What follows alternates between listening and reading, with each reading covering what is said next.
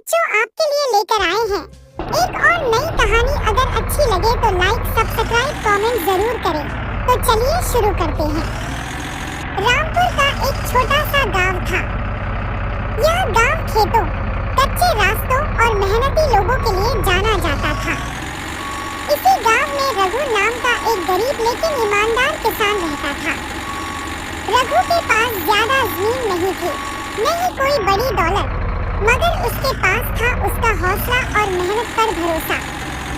रघु का सबसे कीमती साथी उसका ट्रैक्टर था। वह ट्रैक्टर थोड़ा पुराना था, लेकिन रघु ने उसका नाम प्यार से उंडीना रखा था।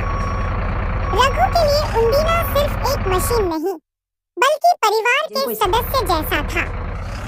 वह हर दिन सुबह सूरज निकलने से पहले उठता, उंडीना को साफ करता, उसका इंजन चेक करता और फिर खेत की ओर निकल जाता। गांव के कुछ लोग रघु का मजाक उड़ाते थे। वे कहते, अरे रघु, इतना पुराना ट्रैक्टर लेकर क्या करेगा, कुछ नहीं उगेगा। लेकिन रघु मुस्कुराकर बस इतना ही कहता, मेहनत कभी पुरानी नहीं होती। एक साल गांव में बहुत बड़ी मुसीबत आ गई। बारिश समय पर नहीं हुई, खेत सूखने लगे, फसलें खराब होने लगी। कई किसान निराश होकर खेती छोड़ने लगे। कुछ लोग शहर जाने की तैयारी करने लगे। रघु का मन भी डरा हुआ था, लेकिन उसने हार नहीं मानी।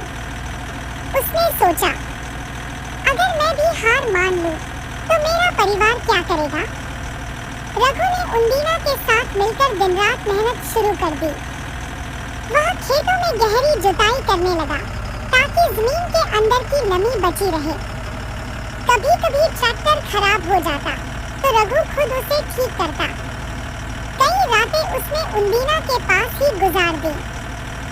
एक दिन अचानक उंडीना का इंजन खेत में बंद हो गया। रघु की आंखों में आंसू आ गए। उसके पास नया ट्रैक्टर खरीदने के पैसे नहीं थे। उसने उंडीना के सामने बैठकर कहा, दोस्त, आज मुझे छोड़ मत देना। रघु ने पूरी लगन से ट्रैक्टर की मरम्मत की। घंटों की मेहनत के बाद उंडीना फिर से चल पड़ा, जैसे दोनों एक दूसरे को समझते हों। कुछ ही दिनों बाद आसमान में काले बादल छा गए।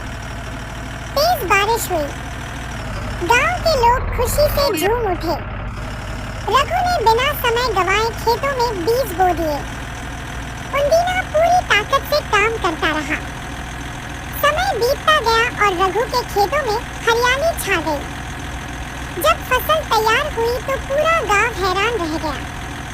रघु की फसल सबसे अच्छी थी। वही लोग जो उसका मजाक उड़ाते थे